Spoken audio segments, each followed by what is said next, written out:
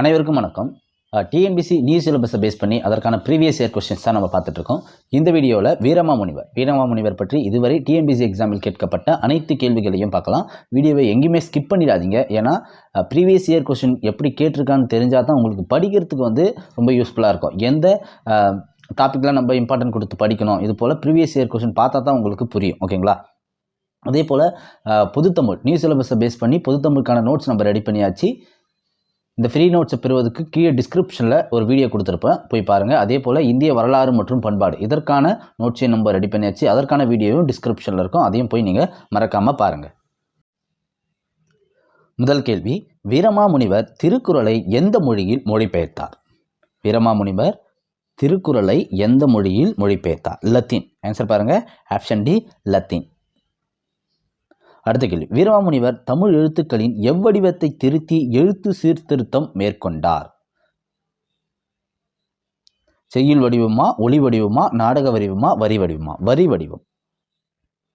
தமிழ் எழுத்துக்களின் வரி வடிவத்தை திருத்தி எழுத்து சீர்திருத்தம் மேற்கொண்டார். தமிழ் எழுத்து சீர்திருத்தம் மேற்கொண்டவர்களில் 2 பேர் முக்கியமானவங்க. ஒன்று வீரமாமுனிவர், இன்னொன்று பெரியார், தந்தை பெரியார் அவர்கள். ஓகேங்களா? இவரும் எழுத்து சீர்திருத்தம் செய்திருக்கார் வீரமாமுனிவர். அடுத்து, வீரமாமுனிவர் பிறந்த நாடு. வீரமாமுனிவர் பிறந்த நாடு இத்தாலி. எந்த நாடு? இத்தாலியில் பிறந்திருக்காரு.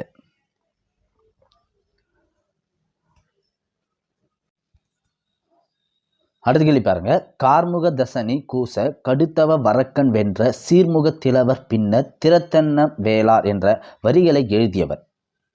இது வீரமாமுனிவர். இந்த வரிக்கு வீரமாமுனிவர் தான் சொந்தக்காரர். ஓகேங்களா? அடுத்த கேள்வி பாருங்க, வீரமாமுனிவர் தனது எத்தனை வயதில் தமிழகம் வந்து தமிழ் படித்து காப்பியம் படைத்தார்? வீரமாமுனிவர் தன்னுடைய எத்தனை வயதில் தமிழகம் வந்து தமிழ் படித்து காப்பியம் படைத்தார்னா 30. ஆன்சர் பாருங்க, ஆப்ஷன் சி, 30 வயதில். அடுத்து பொறுத்துக்க பாருங்க, வீரமாமுனிவர் அவங்க பிறந்த நாடு. ஓகேங்களா? வீரமாமுனிவர் பிறந்த நாடு இத்தாலி. ஜியூபோப் இவர் இங்கிலாந்தில் பிறந்திருக்காரு. Caldwell Ireland. Ziegenbalg German. Answer பாருங்கள், 4, 3, 1, 2. Veeramamunivar Italy, G U Pope England, Caldwell Ireland, Ziegenbalg German. அடுத்து பாருங்கள், பொறுத்துக, வசன நடை கைவந்த வள்ளலார் அவ்வாறு அழைக்கப்படுபவர் ஆறுமுக நாவலர். வசன நடை கைவந்த வள்ளலார் என்று அழைக்கப்படுபவர் ஆறுமுக நாவலர். புதுநெறி கண்ட புலவர் ராமலிங்க அடிகள். தைரியநாதர் யார்? வீரமாமுனிவர். இவருடைய பேர் கான்ஸ்டாண்டின் ஜோசப் ஃபெஸ்கி.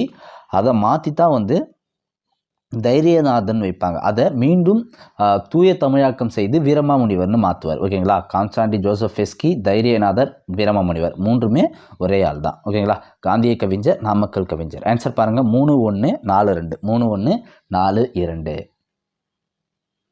அடுத்து, வீரமாமுனிவர் தமிழ் முனிவர்களுள் ஒருவராக விளங்குகிறார். இது யாருடைய கூற்று? வீரமாமுனிவர் தமிழ் முனிவர்களுள் ஒருவராக விளங்குகிறார். இது யாருடைய கூற்று? ராப்பி சேதுப்பிள்ளை. இவ்வாறு சொன்னியவர் ராப்பி சேதுப்பிள்ளை. நிறைய கேள்வி ரிப்பீட் ஆகிட்டே இருக்குங்க. சின்ன சேஞ்ச் பண்ணி கொடுத்துருப்பாங்க. ஓகேங்களா? அதே கேள்வியை நம்ம எடுத்து இங்கே கொடுக்கல.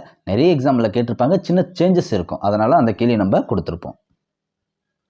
அடுத்த கேள்வி பாருங்கள், வீரமாமுனிவர் தமிழ் முனிவர்களுள் ஒருவராக விளங்குகிறார் என்று கூறியவர் யார்? இப்போ தான் அந்த கேள்வி பார்த்தோம், அதே கேள்வி தான், ஆனால் வேறு எக்ஸாம்பிளில் கேட்டிருக்காங்க. சின்ன சேஞ்சஸ் இருக்கலாம். ஓகேங்களா?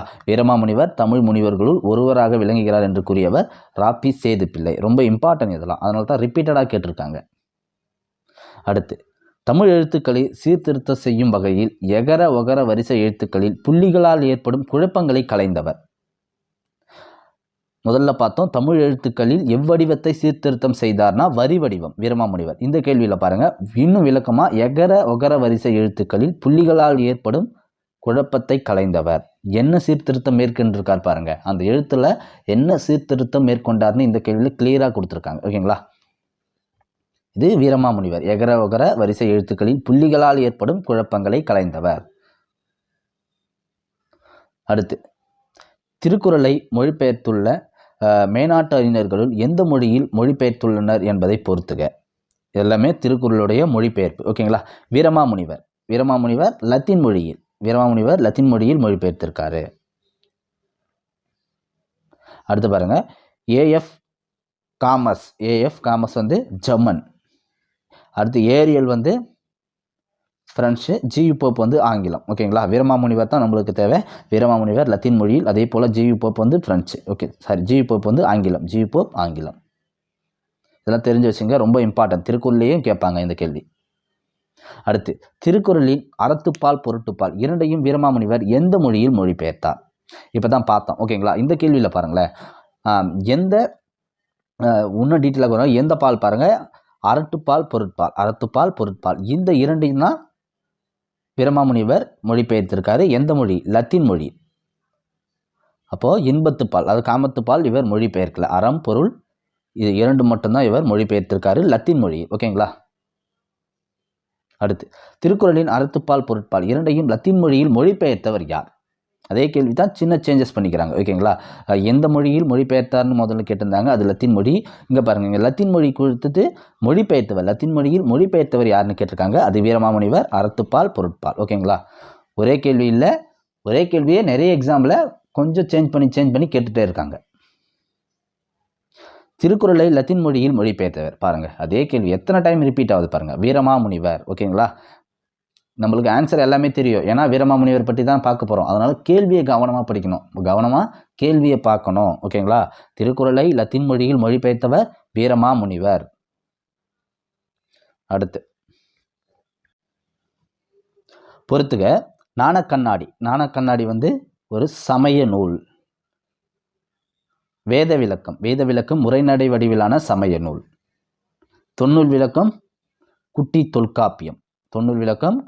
பரமாத்மா குருகதை நகைச்சுவை கதை நூல். ஓகேங்களா, இது எல்லாமே அவருடைய நூல் தான். இது எதை சார்ந்ததுன்னு கொடுத்துருக்காங்க, ஒவ்வொரு நூலுமே எதை பற்றியது. நாணக்கண்ணாடி சமய நூல், வேத விளக்கம் வந்து உரைநடை வடிவிலான ஒரு சமய நூல், தொன்னூல் விளக்கம் வந்து குட்டி தொல்காப்பியம், இவர் இயற்றிய நூல்கள். அதே போல் பரமாத்மா குருகதை நகைச்சுவை கதை நூல். ஓகேங்களா, 3-1-4-2 இந்த நூல்லாம் தெரிஞ்சிருக்கணும். அந்த நூல் வந்து எதை பற்றிய நூல்னு தெரிஞ்சிருக்கணும்.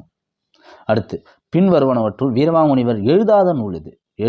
அப்போ எழுதிய நூல்லாம் பாருங்கள், திருக்காவலூர் கலம்பகம், அழுங்கல் அந்தாதி, அடைக்கல மாலை. ஓகேங்களா, இது மூன்றுமே அவர் எழுதிய நூல்.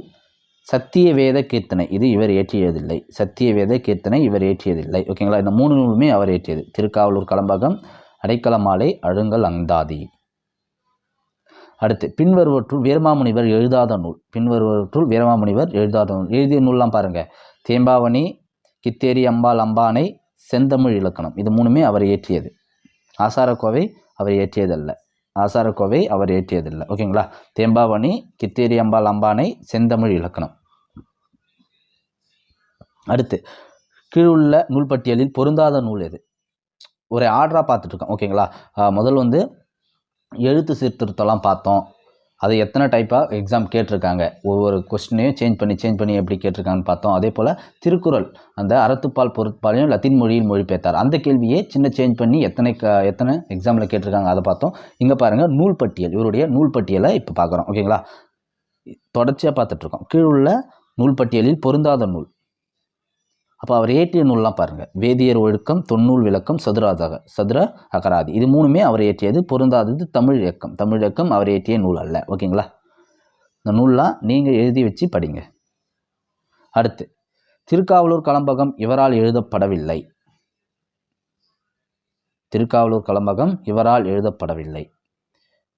அப்போ இது 3 பேர் இயற்றியதானா? 3 பேர் இயற்றலை, இது ஒரே நபர் தான். ஆல்ரெடி சொன்னேன். ஓகே, கான்ஸ்டான்டின் ஜோசப் ஃபெஸ்கி இதுதான் இவருடைய இயற்பெயர். அதை மாற்றி தைரியநாதர்னு வச்சார். அதை மீண்டும் தமிழாக்கம் செய்து வீரமாமுனிவர்னு வச்சாங்க. இது 3மே ஒரே நபர் தான். இவர் இயற்றியது தான் இந்த திருக்காவலூர் கலம்பகம். அப்போ ஜியு போப் வந்து எழுதலை. ஓகேங்களா, புரியுன்னு நினைக்கிறேன். திருக்காவலூர் கலம்பகம் இயற்றியது வீரமாமுனிவர் என்கின்ற தைரியநாத சாமி என்கின்ற கான்ஸ்டான்டின் ஜோசப் ஃபெஸ்கி. அடுத்து பொருந்தாத இணையை கண்டறி. வீரமாமுனிவர் பரமாத்மா குருகதை. வீரமாமுனிவர் எழுதியது பரமாத்மா குருகதை. தேவிநாய பாவனர் எழுதியது தமிழ் திருமணம். திருவிக்கா சைவ திருவு. ஓகேங்களா, பொருந்தாதது பிரிஞ்சித்தனார் தமிழ்ச்சோலை ஏற்றவில்லை. நம்ம படிக்கிறது வீரமாமுனிவர், அவர் இயற்றிய நூல் பரமாத்மா குருகதை. ஓகேங்களா, எந்த டாப்பிக்லாம் கவனம் செலுத்தியிருக்காங்க பாரு. எக்ஸாம்பிள் எந்த டாப்பிக்லாம் அதிக கொஸ்டின் கேட்டிருக்காங்க, நூல்கள்லேருந்து அதிகமாக கேட்டிருக்காங்க. ஓகேங்களா, அதனால் நூல்கள் வீரமாமுனிவர் இயற்றிய அனைத்து நூல்களுமே நீங்கள் தெரிஞ்சிருக்கணும், ஏன்னா நிறைய கொஸ்டின் கேட்டிருக்காங்க. அடுத்து தேம்பாவணி காப்பியத்தின் ஆசிரியர். தேம்பாவணி காப்பியத்தின் ஆசிரியர் வீரமாமுனிவர். தேம்பாவணி காப்பியத்தின் ஆசிரியர் வீரமாமுனிவர். வீரமாமுனிவர் இயற்றிய நூல் தேம்பாவணி. இப்போ தான் பார்த்தோம். ஓகேங்களா, நம்ம பார்த்தவொடனே சொல்லிடலாம், இவர் இயற்றிய நூல் தேம்பாவணி. இது ஒரு கிறிஸ்துவ சமய நூல். தேம்பாவணி ஒரு கிறிஸ்துவ சமய நூல்.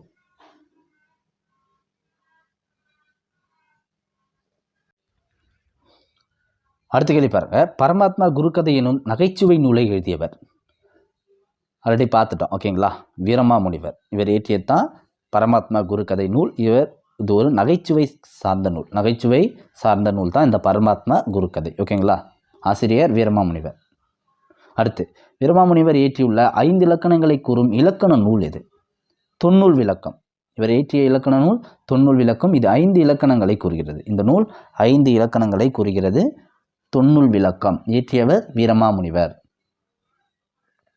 அடுத்து பாருங்க, பொறுத்துக. தொன்னூல் விளக்கம் யார் இயற்றியது? வீரமாமுனிவர். நாலடியார் சமண முனிவர்கள். திருவேங்கடத்து அந்தாதி பிள்ளை பெருமாள் ஐயங்கார். மதுரை கலம்பகம் குமரகுருபவர். ஆன்சர் பாருங்க, 3 4 2 1. 3 4 2 1. அடுத்து கீழ்காண்பவற்றுள் கம்பர் எழுதாத நூல். சடகோபாந்தாதி அவருடைய நூல், சரஸ்வதி அந்தாதி அவருடைய நூல், திருக்கை அவருடைய நூல். நம்மளுக்கு கம்பர் இயற்றிய நூல் தெரிஞ்சிருக்க வேண்டியும்.